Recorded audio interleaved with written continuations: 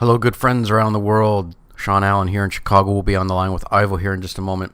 We've got another interesting show, and I think we go into some fairly new topics that have been around the Twitterverse and all over Facebook in the last few months. I think they're important topics. We hope you will enjoy this show. I wanted to throw out something just to get things started here. A good friend of mine, Sean True, who's a trainer, and I think he's got a whole bunch of other alphabet soup letters behind his name. He's developed a new soccer shoe. We are not sponsoring this product, but we just mentioned it because he'd asked us to, if we believed in the product, and I did try it on. I trialed it out. It's a new women's soccer cleat, specifically designed for women. And it's very interesting in how they have kind of worked around some of the unique foot shapes for women. Now, certainly, I'm not a woman. Woman? I am of the male gender, and this shoe is designed for the ladies out there, and for people who maybe have some foot types that maybe are slanted more towards a woman's foot, which tends to be a little narrower, smaller heel. That doesn't. I guess that doesn't exclusively make it a women's shoe, though. I mean, if you've got a foot that has more of those tendencies, this shoe may actually serve a need for you. And I'm sure there are people out there that are listening that are going, "Oh my gosh, this might actually help me because I do have some fit issues." So, the new shoe is called Trooz, Trooz. And I'm not sure where they are in terms of production and pipeline here, but Trooz or Trooz, depending on what country or continent you're from. But have a look at this shoe. It might serve some needs for you, your kids, and anybody who has some foot types that might require a slightly more narrow shoe. So check this one out online. Sean, I think, has done a very nice job here, and for what little I know about soccer, I did get out onto the turf and try it out and really liked the shoe. So I was happy with it. Check it out. Again, we're not sponsors for this product. Just thought we would bring it to your attention. And that is it. We will have our Patreon and PayPal accounts up soon. So you generous folks out there who feel like you might be getting $1 or $2 or more of information per podcast and from our weekly stuff online, if you appreciate all of the work that we have done for you to collate and bring good information that might be saving you some time, maybe you could throw us a bone or two in terms of $1, $2, $10, whatever you feel generous with, to help us continue this mission to bring good stuff to you folks. These funds will help us with some new projects that we have that you've heard about, WebEx and a couple other things. So some online live webinars and some other neat little things that I've come across that we will be adding to the mix to enrich your gait, locomotion, biomechanics research, neurology, orthopedic kind of stuff that we throw at you here. So whatever you guys can do to offer, we appreciate it. We appreciate you guys being here, and we just appreciate you being part of the community, offering your thoughts on social media whenever you have them to deepen debates. So anyways, let's throw in a little rock and roll and get on to the podcast.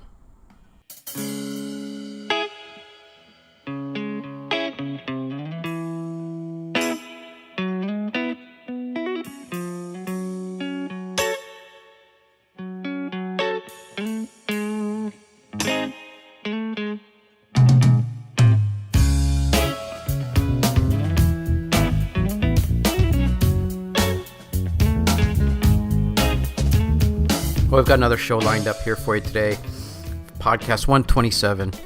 For those new folks, since we seem to be getting several hundred new people a week on downloads and on Facebook, I'd like to mention that at the beginning of the podcast are always an article or two on neuroscience stuff.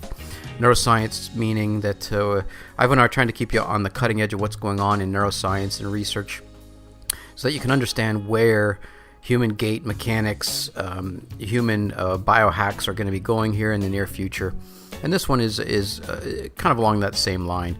This one is out of Trend in Tech. We'll have it in the show notes for you as always, so you don't have to write anything down.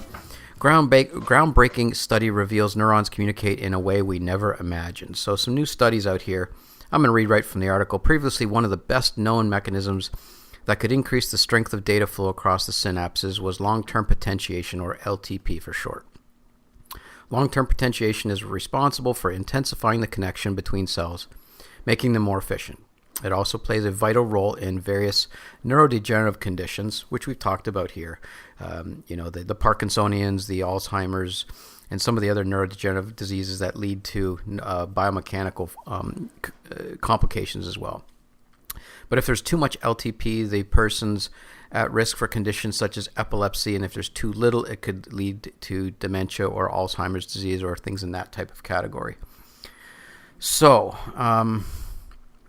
we've got 100 million nerves in the brain, give or take, probably 100 billion, give or take, and each one of those neurons has, 10,000 synapses according to this article. So this is a deeply rich environment for communication and plasticity and motor learning and cognitive learning. And I don't know if you keep up on this stuff. They were talking about the NMDA receptors and some new neuronal pathways. Is this anything that you're familiar with? Or should we just move on just saying new research in the brain and it'll be forthcoming? Well, first of all, thinking about potentiation basically just means making a synapse more efficient. Now we think, oh, gee, why is this important for gait? Well, it's important because gait is a motor pattern pathway, or comes from a pattern generator, or CPG, we think. So by making that system more efficient, we can theoretically improve gait on many levels. So long-term potentiation obviously means over the long term as opposed to short term. So we have adaptations that are going to occur in the nervous system, which are kind of immediate, and then we have ones which are actually going to be anatomical changes or genetic changes or both, which are going to make the cells more efficient. Traditionally, we think of neuron A connecting to neuron B. We have a single synapse there. Well, we can have collaterals or branches off of neuron A that communicate with neuron B to make that more efficient. We can take the receptors on each one and make those guys work more efficiently, much like we see with the pain pathways and the work of Frank Pareca and people like that. What we originally thought with LTP was that there's these receptors, NMDA receptors, called N-methyl-D-aspartate receptors, and they're one of the more commonly studied receptors which are in the nervous system, along with TRPV1s, which are largely for the pain pathway and things like that.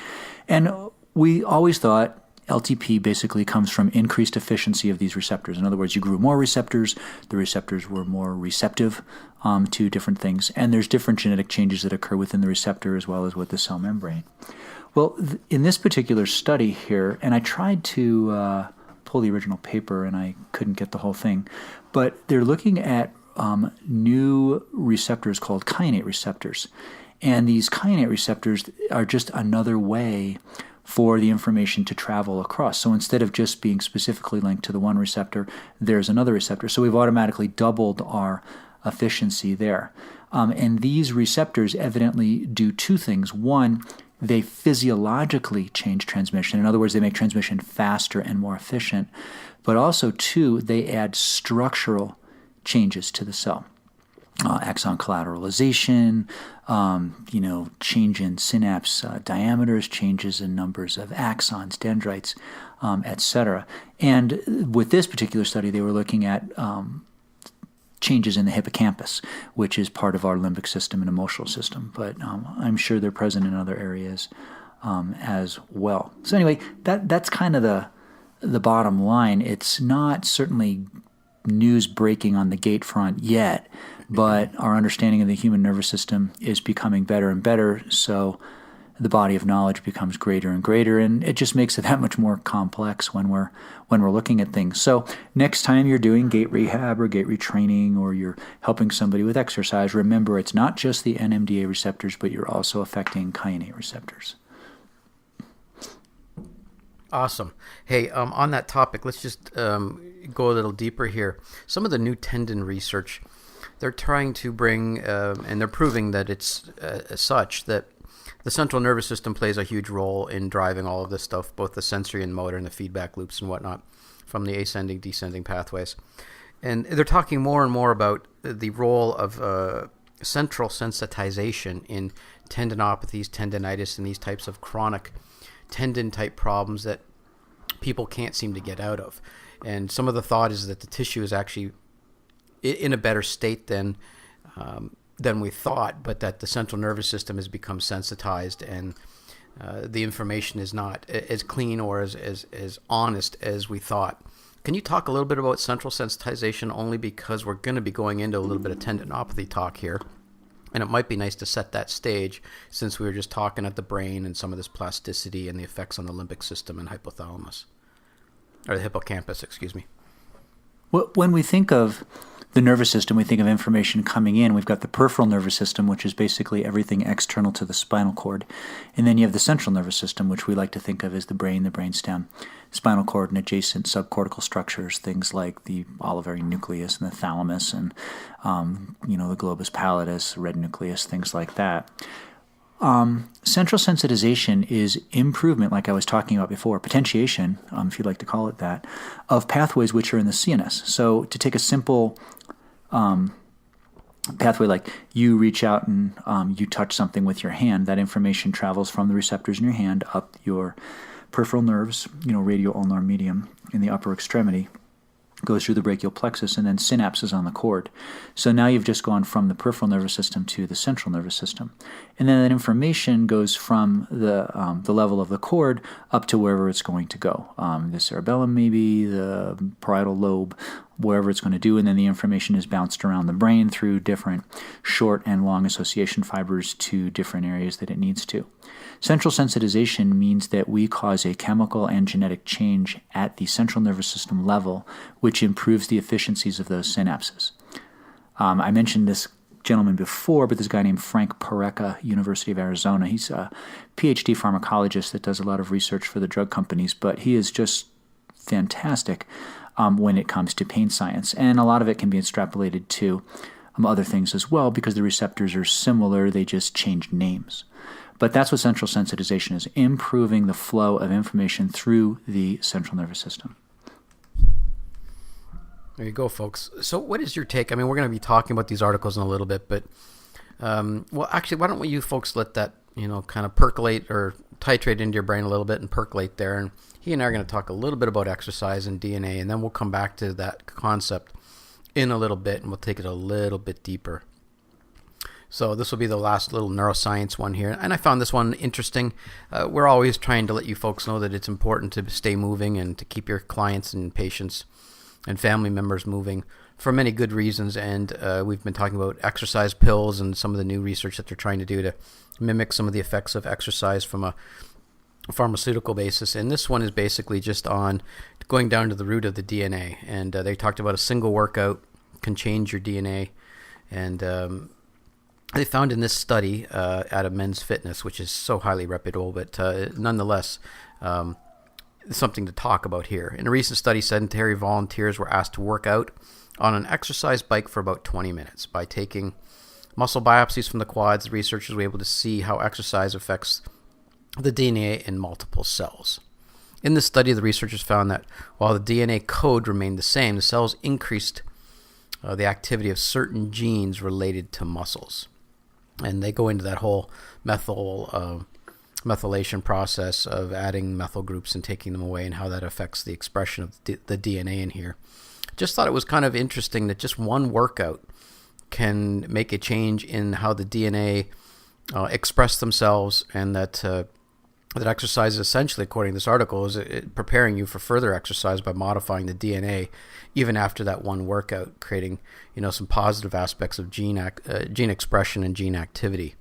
So I knew that there was this effect. I just didn't know that it would occur that quickly. But I guess from a molecular level, if you're changing the structure just right then and there on a chemical molecular level, it should happen after one workout. What do you think about this? I mean, is this any news to you? Probably not, but I was still surprised that, we always hear that, what do they say? Your genes load the gun, but your environment pulls the trigger. And in this case, the environment is your exercise creating a expression or expressional change on the DNA. What do you have to say about this guy? Well, the study comes out of the Karolinska Institute in Stockholm, and it was a gal named Julene Zirath, and it was in Journal of Cell Metabolism, the study that she's talking about specifically. But basically, changes can occur that fast. And for those people that have probably heard the word, what they basically did is they studied methyl groups being added or subtracted from muscle fibers. So they're looking at the methylation process. Methylation, we know, is essential to DNA repair, as well as change. gosh, there's so much great information out there on methylation. You can look at Amy Yasko's work. You can look at Ben Lynch's work, that kind of stuff. But they look basically at methylation processes, and by determining whether these more or fewer methyl groups were added to the muscle cells, determined which genes were turned on and off. And as you alluded to, John, it all is about not only genetics, like what does the program say, but also epigenetics, the circumstances surrounding the genetics. In other words, is it going to cause genetic expression or not? Just like a lot of the current research now looking at chronic inflammation causing expression of neurodegenerative as well as inflammatory disorders and autoimmune diseases. Whereas if you go on your paleo diet or keto diet, or insert the favorite diet of your choice now, and you eat cleaner and stuff, a lot of times you can turn on and off certain genes. Yes, it can occur that fast. When you are just working with a patient, you're going to see fairly immediate changes on a cellular level. But remember, each neuron has like 10,000 synapses associated with it. And if we're changing a few at a time, it's going to take a while before it makes a big enough dent for you to actually physically notice it, which is why it will take a while to make a change. If we look at like Digby Sales' work, he's the guy that coined the term neural adaptation. He was back in the 90s. He's an Australian physiotherapist, or PhD, I don't remember which. But basically he looked at neural adaptation, in other words, increased efficiency of the nervous system, and the first gains you're going to see post-exercise immediately are largely due to increased efficiency, not necessarily muscular hypertrophy or increased capillarization or mitochondrial content or anything like that. And that will come in time, but it generally takes a few weeks for those other mechanisms to ramp up. But how do you know to make more to mitochondria because of oxygen demand? How do you know to myelinate more nerves? How do you know to store more glycogen? Well, it's all written in the genetic code, and that's what they're talking about here. And what's the... Recently, I listened to a podcast, one of Chris Kresser's. It's called Revolution Health Radio. It was April 6th, How to Slow Down Aging with Sarah Gottfried, and she was talking about telomeres. How does that play into the DNA aspect here? Because I know you do some telomere testing in your office. And how does that play into this DNA, the expression, the methylation and whatnot, or does it not? Okay, to make it real simple, telomeres are the ends of your chromosomes. It's kind of like the cap on a shoelace. And what happens each time that chromosome replicates, you lose a little tiny piece of that cap. And that cap can go down to nothing, and then that chromosome is garbage at the end of that. It can't be replicated anymore, and you get additions or deletions in the code, which we call, tumors, or genetic defects, mutations, if you want to use that word. So certain lifestyle changes can alter the length of your telomeres. In other words, eating cleaner, it makes a huge difference, keeping inflammation down. And there's other lifestyle things. So it plays into it, in fact, that if you can keep your telomeres longer for a longer period of time, then you're going to get less mistakes in the genetic code. The reason we have degenerative diseases and things like that is because we get these little mutations. They're either additions, deletions, or what's called a frameshift mutation, where the genetic code gets skewed a little bit. In other words, the teeth on the zipper don't line up exactly, and you get one pair, matching with another one, or not exactly the same one. And as long as the base pairs are compatible with one another, then it makes a different protein, and proteins are basically what runs the show. Mm-hmm. I'm glad you went into that detail, because I think it's important, because this stuff gets a little bit squirrely in some people's heads who aren't science-based. But, it brought up something else that I heard off of Chris Kresser's podcast, again, Revolution Health Radio. He talked recently on the June 22nd podcast of his on the ketogenic diet and cancer, and a lot of it was based off of the new research on sugar and how that's basically a huge trigger in the current research to causing cancer, and how the ketogenic diet tends to fight against that. And it was rather it was very interesting. The data was significant on being on the ketogenic diet and the significant reduction in cancer markers and whatnot in some of the people that had cancer that went on it. So it might be something you want to look into, especially if that's your field. If it is your field, hopefully you know about this, and if it's not, or you know someone with cancer, you might want to look into the ketogenic diet and see if that works for them. So certainly there's different types of tumors and cancers out there.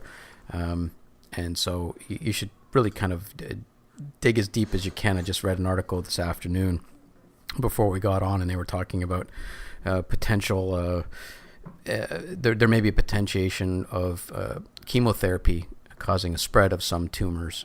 So, who knows? But the research is continuing on here, but the ketogenic diet is looking more and more favorable as time goes on.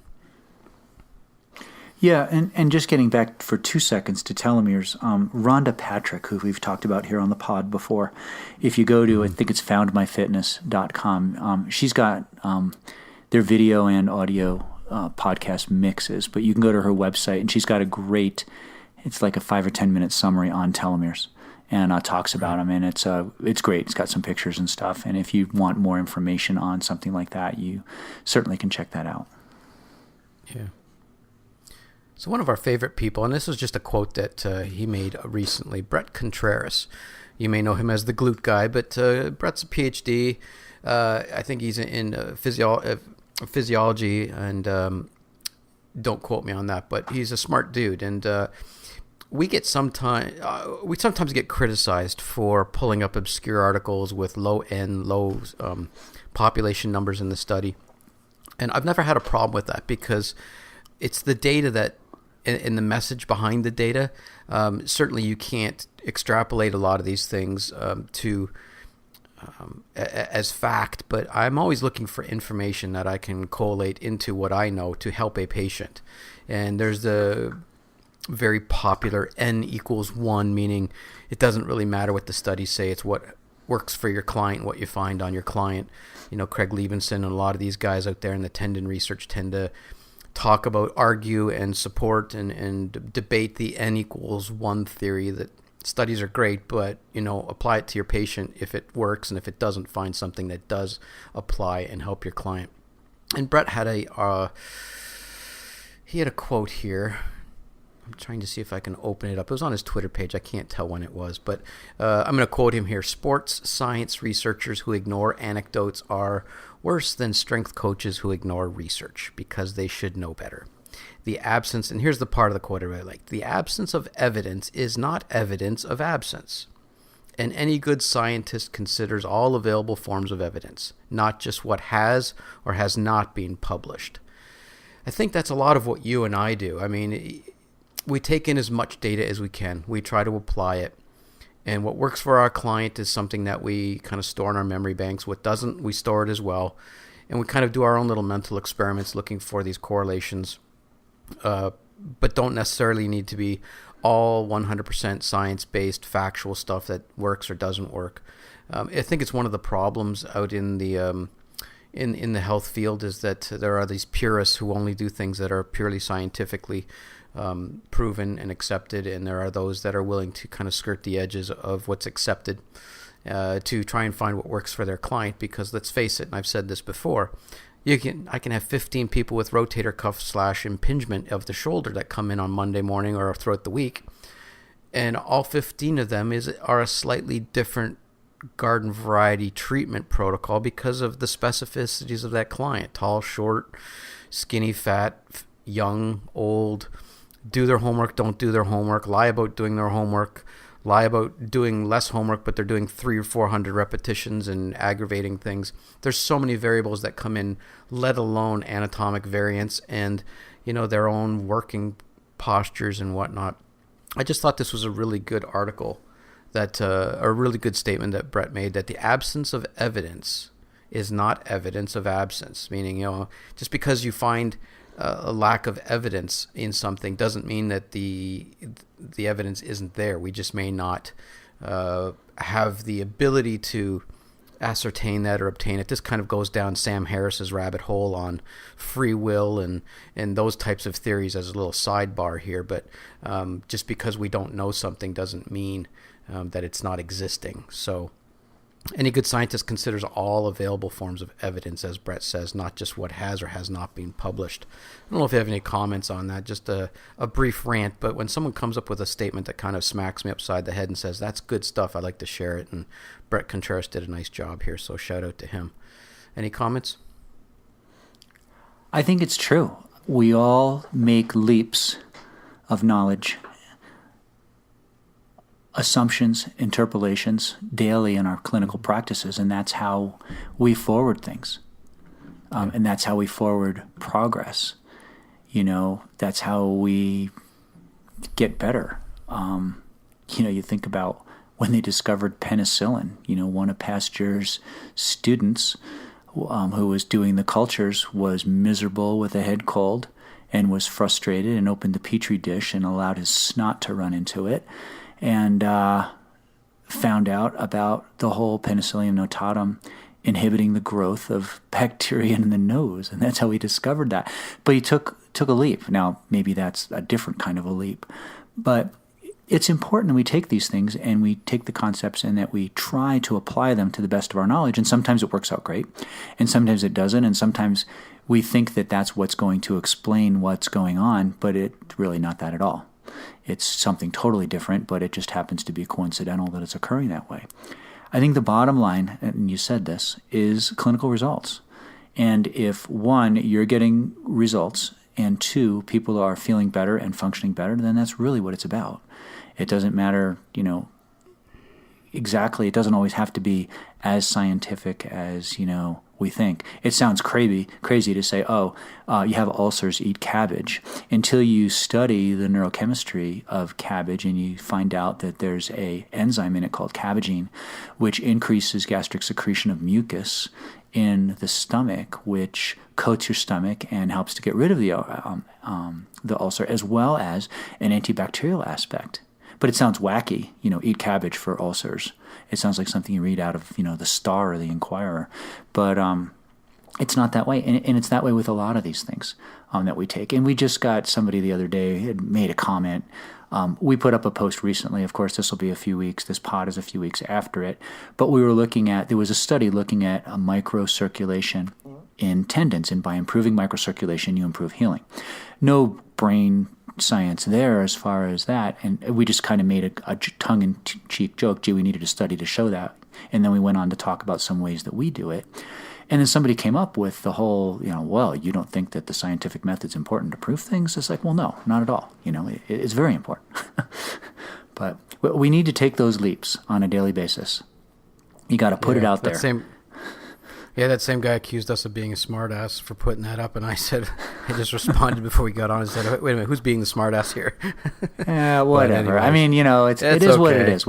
We back up. Some people like to get a little squirrely and want to troll a little bit, and I enjoy good trolling once in a while, so I trolled back at him just in jest, so hopefully he took it for what it was worth, of just gentle, fun sparring and nothing more, but we've been sharing some articles lately with between ourselves, you and I. I've been sending over some of the tendon stuff that Greg Lehman and some of these other guys are coming up with, and there's some just great new thoughts and theories on tendinopathies, and these guys are chiropractors and physical therapists, and really some brilliant guys. And I had sent something over, and I was just looking for it when you were talking there. I couldn't find it, but they had brought up, and correct me if I'm wrong, something about hip extension during running is no different than hip extension during walking. Yeah, and there was a series of a diatribe of rants and discussions and article sharing on Twitter with these guys over hip extension and glutes and Achilles. And I thought, since we were just talking about research and Brett and N is one and evidence and anecdotal and clinical information, I thought we would just go down this diatribe, because you just sent me over some great articles that kind of said, well, wait a minute, maybe there is something here. So, it's always great because it opens up debate, and that's what I like to do, especially with you, because we're typically on the same page. So it's a more friendly debate and maybe one-sided, but I think we should consider what they have to say. I'm looking at a blog, a Twitter post from Greg Lehman that says, with similar kinematics, would a runner with weaker hips have more strain on the Achilles? The kinetic chain theory has to address this. And some folks in that corral of people that were bantering back and forth said that there is no correlation, or it's not significant enough to work on the glutes and the hip extension in order to modify the load on the Achilles. And then there was the other people on the other side of that saying, well, if it's a factor and it's a variable and it's there, why wouldn't you add it to your treatment? And so that then opened up our discussion. And so why don't we go down that rabbit hole here? You'd sent over a couple things here. Why don't you start in on those things, because they're really good, and I don't want to steal your fire. So you're certainly not stealing any fire, that's for sure. First of all, one of the things we need to think about, and Greg puts out a lot of really brilliant information in posts. And, just because a runner has problems, you don't say you can't extend your hip and you got tight hip flexors. Maybe that's the problem. Maybe that's not the problem, and it all depends. And that's why you and I are always talking about doing a thorough exam and looking up the chain, and if that is the case, well, why are they having trouble with hip extension? Do they have a lack of great toe dorsiflexion, ankle rocker? Do they have a tight posterior compartment? Can they just not activate things? We think about all the mechanical things that can be occurring at the joints and the muscles, but a lot of times we neglect the cognitive component, like gravity changes everything because you pull the vestibular system in.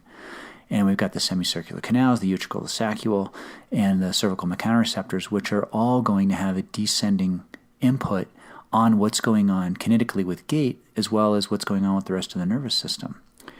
So anyway, there's a lot of brilliant things that were said there. Suffice it to say, I would agree that you would require fairly equal amounts of hip extension for both walking and running. I would emphasize that your ankle dorsiflexion and hip extension should match one another, and the closer they match one another, and we talked about this in our Z angle article and posts from quite a while ago, the closer they match one another, generally, in my experience clinically, and I think you'd probably say the same, the less symptomatic individuals are, regardless of what their running mechanics look like. You might look at somebody, and I'm always reminded, the first, last, and only marathon, I like to run, but I only ran one marathon, that I ever ran, it was the Steamboat Marathon, and I was running behind this gal that had the most atrocious mechanics that I had ever seen. And you know what? She was in front of me. And at that point, I'm kind of thinking, she's doing something right, because she's doing better than me. And, despite the fact of what her gait looks like, that really doesn't matter. And a lot of times when you and I are pulling apart, looking at videos of, various runners and talking about things that are going on, they've obviously found a way around whatever could potentially be ailing them and have made their biomechanics, that much more efficient. Now, that's not to say that there's not room for improvement there, and maybe there will be, maybe there won't be. But anyway, I kind of got off on a little bit of a secant there because I don't go off on tangents. But and it's also, if I can interrupt, it also doesn't say that person isn't gonna be a candidate for being a patient coming down the road either. So, there's that theory of if it's not broken, don't fix it, and everybody's got their own unique gait biomechanical code, if you will. It doesn't mean that it's not flawed, or in time it's there's tendons and ligaments and structures that are going to pay for that faulty mechanics. So. There are those in the boat that say, well, your collapsed foot, if it's not painful and not a problem, just leave it alone. And I'm saying, well, that's fine. But, if it does become a problem down the road and you've created too much trauma to the tissue, you maybe got an insufficient tib posterior tendon now, and you can't actually, recruit enough arch stability and the happiness between the pronation and supination ratios there. You've got a problem that you could have addressed before if you were just a little bit more prudent in some of your pre-injury thought processes. So, but anyways, continue down your secant there. Anyway, you I believe had made a statement just a short while ago talking about, or paraphrasing Greg's statement. In other words, will weak hips contribute to Achilles tendinopathy? And it brought to mind two studies. But there are more than this. And then I just want to talk about studies very briefly, but then I want to point out some problems with the studies. One of them is out of Physical Therapy and Sport, May of 2017. And basically, hip muscle strength is decreased in middle-aged recreational male athletes with mid-portion Achilles tendinopathy, a cross-sectional study. And what they found is that, compared to controls, people with Achilles tendinopathy had less hip abduction, less hip external rotation, and less hip extension strength by a significant amount. Okay, which bilaterally, actually. Pardon? And it was bilateral, even though the Achilles was only on one side, which was interesting in itself. Yeah. Well, you're going to get crossover effects and things like that. Right. And then another one was out of Journal of Sports Medicine or Science Medicine, and that's May 2015, so it's a little older study, but basically just talked about changes of gait parameters and lower limb dynamics. And so, in other words, when you have Achilles tendinopathy, you run differently. Okay, you're going to have different step length, stride length, speed. You're going to have an increase in double limb support. There's other things that are going to go on. And there's plenty more studies that tend to point to this. And I believe we posted one quite a while ago. The problem with these studies is, how do you measure hip muscle strength dynamically? Not too many people are going to let you stick needle EMG in their muscle and let you record them while they run. We do a ton of needle work in the office for acupuncture activation and things like that. And when you have a needle in a muscle and you exercise it, hurts, man. And is that pain stimulus going to interfere with what's going on? Surface EMG, it's okay, but probably not, you're going to get a lot of crosstalk from other muscles. We're not going to go into a bunch of that. Well, in the first study I talked about, the physical therapy and sports study, what they did is they measured isometric hip abduction strength, external rotation, and hip extension, which, is good, but running is not isometric, it's isotonic. So does this cross over? Does decreased isometric strength mean decreased isotonic strength, and vice versa? And we could talk for hours. I used to lecture on this stuff, all the time. And, maybe not, depending upon that. I think there's definitely a relationship. And there was a study we posted a while ago looking at ankle dorsiflexion and hip extension and hip pathology. I believe it was, and that lack of ankle dorsiflexion was contributing to that. So I think there's a connection, between the two, and I think that if you have decreased proprioception or decreased endurance or decreased strength, then your chances of having a problem are greater because you're going to need to compensate for that somehow. Whatever your compensation mechanism is going to be. And what are you capable of compensating, or how are you capable of compensating? That depends upon your genetic makeup, your brain, all these other factors, that are going to occur there. And then you get into that whole epigenetics thing we were talking about earlier. So it's like, okay, so if you're at a certain level of function or dysfunction, does that allow expression of the appropriate genes to carry out what you need done? And I know we're kind of taking this down to a molecular level, which is, probably more than you're going to think about when you're in the clinic. But I feel, personally, and I think there's enough research out there to back it up, that there is somewhat of a relationship there. And I think that Dr. Lehman really brings out the point is like, look, you really need to understand what the problem is. You need to understand the pain mechanisms and the pain pathways. You need to understand tissue compliances, and you need to have an understanding of biomechanics so that you can get these people back on the right track, no matter what that looks like, but you can get them functioning again. I think it was Gray Cook that said, first move, then, move well, something to that extent. And it's important for us to have clean biomechanics. Yeah, I like Greg's work. I've been following him for quite a while, and he's certainly an intelligent guy, and he's brought some new things onto the plate for both you and I in terms of new thoughts and new ways of approaching things, including some of the rather difficult transition of old thinking to new thinking when it comes to tendinopathies and the central sensitization stuff that we talked about earlier today, and the ascending and descending pathways, and how the tissue becomes sensitized because the stiffness of the tendon will change in a degenerative state. You lose a little bit of the tendon stiffness when for example, the Achilles tendon becomes a little degenerative. You lose some of the tendon stiffness, which is a sensory and a motor feedback loop that has to change then. And so you get changes in the muscle, then muscles obviously, or the changes already in the tendon, and now you get the central nervous system making adaptive changes. And we'll talk about that in a moment, but they spill it out into changes in the agonist and synergist and antagonistic muscle groups regionally around that area to make some compensations to adapt for that Achilles thing. So that in itself, that concept that I just spoke of right there says, well, who's to say that this is just a tendon problem? And why should I stop at the knee? Why not move all the way up? The glute is part of that posterior chain, and hip extension is part of posterior chain engagement. So why not look at the hamstring? Why not look at the glute? Why not look at hip extension? Why not look at calf strength, tone, endurance, skill, normal mechanics, these things, I mean, we've seen it over and over again. And this goes back to the N=1 thing. These things are all kind of just coming full circle in this podcast, which is great. That it doesn't matter, because if that's what works for your client, then that was the missing piece. And I'm sure you've had this. You get a lot of difficult cases like I do that have failed elsewhere. People come in and are like, okay, well, they, tell me what they did. And they're like, okay, well, that's good. They addressed that, and they addressed skill and endurance and strength, and they looked at, normal ankle rocker and foot motions and gait parameters and cleaned those things up. Hey, what's your hip extension and glute like? Oh, they didn't address that. Let's look at that. And lo and behold, you do some work on there. You find some inefficiencies or some asymmetries or weaknesses or, faulty movement patterns, prone hip extension, faulty patterns. They're loading into the back or recruiting the hamstring because they can't use the glute. And within a treatment or two, the patient's like, hey, I think my Achilles is getting better. I'm like, well, we just added one more piece to the puzzle. So regardless of what the literature says, if it's working for your client, then it's valid for that client. And really, is that all that really matters?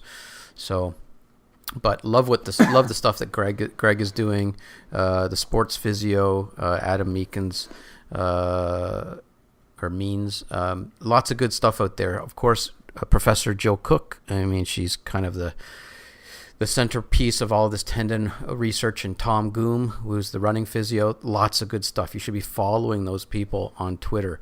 If you do, you're going to just see tons of good stuff back and forth through this small group of people. And I just love the stuff that they're doing. So I would encourage you guys to follow it too, because it certainly opened up some new dialogues between Ivo and I, and I think that's worthy of something. So, hey, let's pull up that thing from Jill Cook on the 10 things, since we're talking about it, 10 things not to do if you have a lower limb tendon, if you have lower limb tendon pain. This pretty much goes for any tendon pain, but, and so let's go over the list.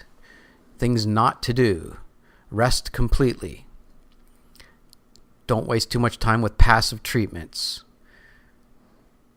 Don't waste too much time with injection therapies. And a lot of these things are, I'm not saying that, and I don't think she's saying that these things don't work. And this is out of La Trobe University. I think that's over in New Zealand or Australia. Sorry about that, but I think it's somewhere over there. But Jill Cook, Dr. Jill Cook, Professor Cook.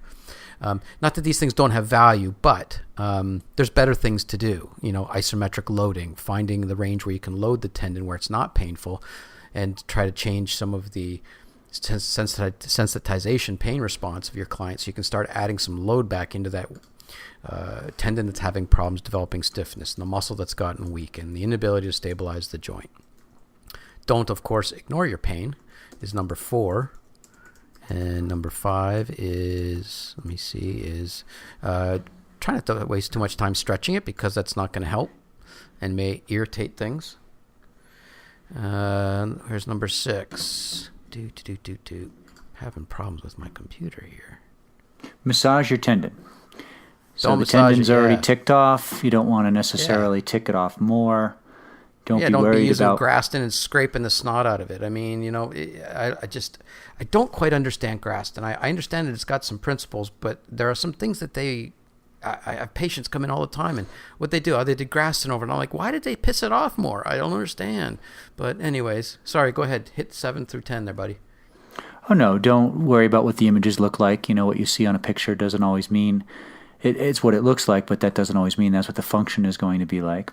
Don't always be worried about rupture. Pain's an indicator. Just, pay attention to pain. Don't, take shortcuts in your rehab, and don't, or in other words, have an understanding of what's creating high tensile loads in the tendon, and, compressive loads versus tensile loads. Kind of common sense stuff. Yeah, and that comes down to like running and jumping. I mean, that's why some of those activities are so hard to help these tendon things, because of the ballistic loading. The frequency, the intensity, the duration, the magnitude of the load. So you take your client away from those loading responses. And this comes back to that article, Just Load It, that we talked about in a previous podcast. Start to figure out how to load that area safely without pain, so you can make some neurophysiologic changes and some tendon changes and some muscular changes. And you'll find out that over time your patient can continue. I'm treating one of the greatest milers over 40 years of age right now, and he's been milking an Achilles tendinopathy for God knows how long. And we finally just got him into, I finally got him back in the office, and we got him into some basic plantar flexion, some heel raise loading responses that he could get into that he didn't have pain. And within a day, he was out there saying, I don't have any pain. Should I go for a run? And I said, try a couple steps, try a couple yards, try 100 yards. And within a week, he had already done 2 to 3 mile runs, and he had done them sequentially day after day. And he was just dumbfounded. He says, how did this change this? And I said, well, obviously there was a vector of loading that you were having troubles with, and we figured out how to load it. It was a little more aggressive than I would have liked, but for someone who hasn't been running for 6 months, whose life force has been on running, he kind of took that thing and ran with it without my permission, but it turned out to be an absolute godsend, and now he thinks I walk on water, which everybody knows I do not. I sink. But this was a good little thing. We'll try and remember to put this in the show notes, but if you can't find it and we forget to, just type in Jill Cook Latrobe, Latrobe University tendon pain, and you'll find that on Google. So it's a great little, it's almost like a meme. It's a little diagram with something you could put up in your office probably. So just on that, you had sent me a Twitter tweet, I guess, right, from a guy named Stijn Bogerts. I'm probably botching that name, but he's got to be good because he's from Belgium, and my heritage is from Belgium. So, it must be good, and hopefully he'll forgive me in the Belgian, way. We'll clank glasses and drink a gluten-free beer together. But he brings an article called "Development of Overuse Tendinopathy." It was in Journal of Orthopedic Research, just published June, last month. And this is a full, actually not full, but you can get the abstract online. But what they did is they looked at tissue and they loaded it cyclically. And what they did is they loaded it cyclically with some tension left, and then they came off and did a complete unload and reload. And what they basically found is that tissue that's completely unloaded and reloaded, degenerates much faster than if it's keeps some degree of tension within that loading cycle. In other words, a small amount of tension over time actually decreased the amount of damage that was occurring as opposed to totally offloading it each time. So it was interesting kind of study that they looked at there. And anyway, the article is called "Development of Overuse Tendinopathy, a New Descriptive Model for the Initiation of Tendon Damage During Cyclical Loading."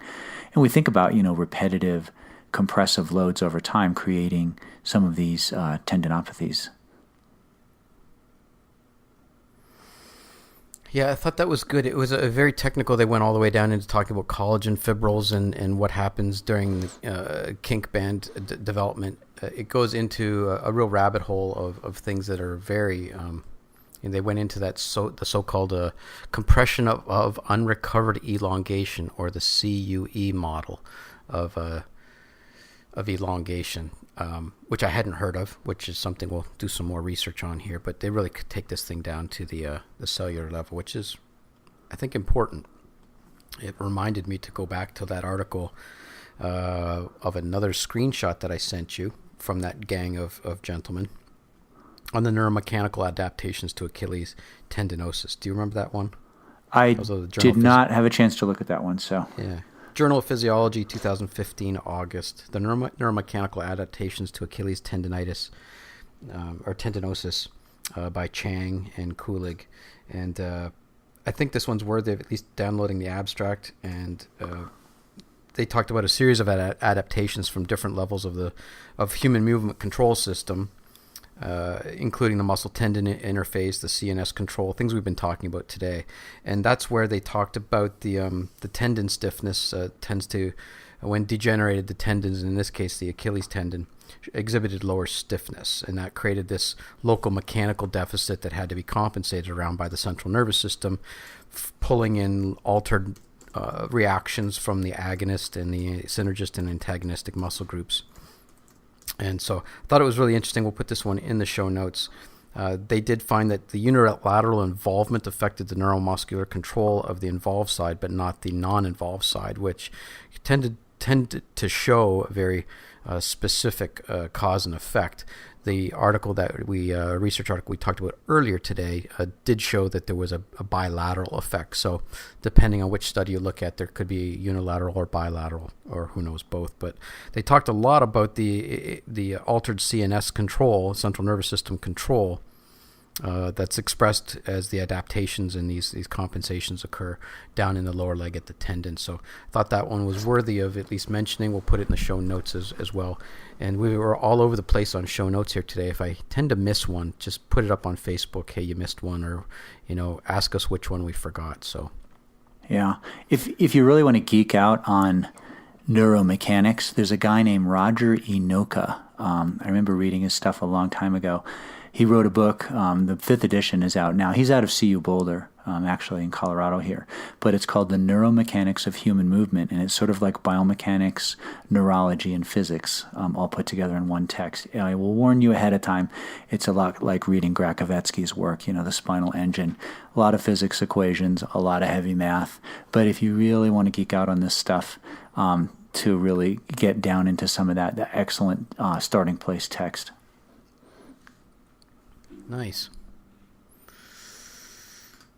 Well, there's a company sent me a product about 6 months ago, and I've been promising to talk about it on the podcast, but I hadn't given it enough time in my shoe. This product is called the shoecue, SHOECUE. Alex, I can't remember, actually probably shouldn't mention his last name, but he's from the shoecue. This is basically a Footbed. Didn't think much of it when I put it in my shoe. And then I realized it's because I like to wear the thicker REI wool socks, and it was during the winter. And then as the weather started to change, I put on a thinner wool sock. And this product has a back in the rear foot, mostly over the calcaneus, but a little bit into the medial aspect of the plantar fascia and into the early phase area that would be loading during pronation, maybe tib posterior at kind of attachments. There is a little plastic plate that is glued into the insert. I'm looking at it right now. It's kind of teardrop shape, and it has a bunch of hard little knobs on it, like you might have on a bike handle. It's got these little grippy knobs on. They're hard. They're plastic. They do not move. And when you put your bare foot on here or a thin pair of wool socks, initially in the morning when I put these on, I'm like, oh, there's those bumps again. And then within about 5 minutes, you don't notice them anymore. And the premise behind their product was that it's creating this stimulation on the plantar aspect of the rear foot, which they felt would change the adaptive loading response. And I'm giving my take on it. You can go over to their website and see if they've got some research on it. I did request some things, and they are actually working on some research apparently, so that will be interesting, to see what they come up with. And, the first thing I asked was, because this is something you've brought to me, is, the receptor density on the bottom of the foot and accommodation and of those receptors to the point where the receptors kind of numb out and whatnot. And within a few minutes, I didn't notice this, even though it's hard and it's plastic, I didn't notice it anymore. And I thought, I've already accommodated within a few minutes. I sent you over a link to it. Did you have a chance to look at it? And what are your thoughts on this receptor accommodation and whatnot? And what do you think? The jury is out on this, and I don't know what it does. And to be fair, I have really, really neutral feet. I have good arches. I don't have any foot problems. So I am not a pathologic case that may provide some degree of therapeutic response with some accolades with it. But doesn't mean it might not work for you. We are not promoting this product. We are just talking about it because someone sent it. And I said, hey, I'm willing to try it because what if it works for somebody, or what if I think there's more to it? So what are your thoughts on this? Did you have a chance to look at it? Yeah, it basically is putting a different surface under your heel than in the rest of your foot, with the idea that by altering perception in one area, you will shift load to your forefoot. Pretty much. So if I put a rock under the center part of your heel, you're going to basically go to a forefoot strike because you don't want to hit that. So the idea is, although this is not a noxious stimulus like a rock, it's a bumped surface, and that adaptive change, because it's there and it's so different than what's going on in the rest of your shoe, you're going to have a tendency to probably weight that less even after some degree of accommodation. And, it's very dubious that it's going to strike in the same exact spot each time, so you will get some receptor accommodation, but not a huge amount. One thing we need to remember is the receptive fields on the bottom of the feet, particularly in the heel region, are very large compared to, say, your hand, where 2-point discrimination on the palm of your hand or your fingertip, more than fingertip, may be as little as 1 millimeter or less, whereas on the bottom of your foot, the receptive fields are much larger. So you're going to take more bumps in the heel thing to stimulate, a certain population of receptors in that area. I think it's an excellent cue if you're trying to work somebody into a mid to forefoot strike.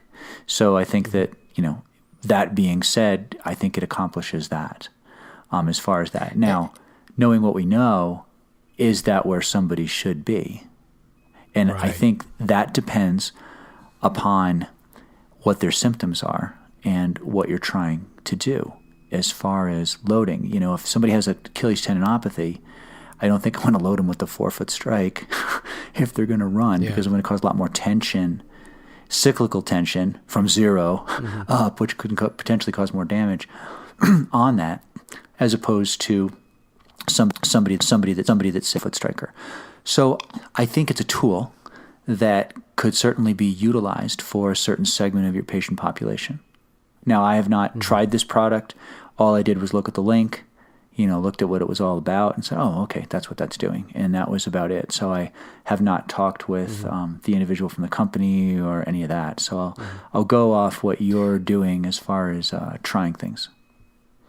You brought up some good points, and I can attest to the fact that those first few steps in the morning while I was still in my house on a hardwood floor, I could sense that it was a little bit, I wouldn't say it was a noxious stimuli, but I didn't want to really cram my heel down onto this thing, which did tend to make me go into a little bit more mid-forefoot loading response. Within a few minutes, I didn't notice that anymore. Now, had I accommodated and I was back into my heel a little bit more, or was I, in fact, into that premature heel rise and into the forefoot a little bit more? I don't know. I think I need to put them back in the shoes and think about that a little bit more. In the morning, I'm generally looking to rip out of the house here and get over to the office because I'm usually a minute or two late, and I'm always in a hurry. But I did put them into my Ultra Everydays, so they were in a zero-drop shoe with a fair amount of cushion. So, what would happen if you put this into a 4mm drop shoe or 6 or 8?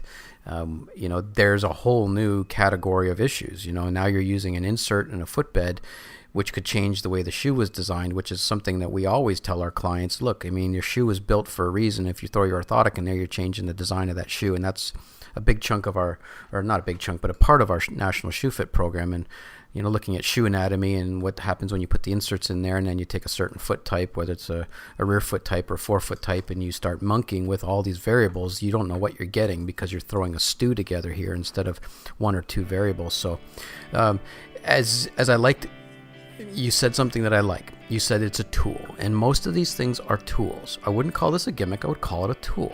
There are lots of different tools out there. Super feet are a tool. Your shoe is a tool. The different types of foam and dual densities, and the Hoka shoe with the increased rocker, the meta rockers in the front, or forefoot rockers, those are tools, and you pick them for the clients that they are necessary to pair up with that client to help them. And so, as with most things, the wrong tool, it's kind of hard to hammer a nail with a screwdriver. So if you pick the wrong tool, you might not get the job done that you like, or you might not get the same outcome. So we always caution, look, this may not be for you, but it has some value. The trick is finding the value of that product and applying it to that person. So the jury is still out on this. It's worthy of interest for us to look into. Maybe it is for you as well, but I thought that their generosity of throwing it out there was worthy of a conversation. So shoecue, SHOECUE, shoecue.com. Check them out.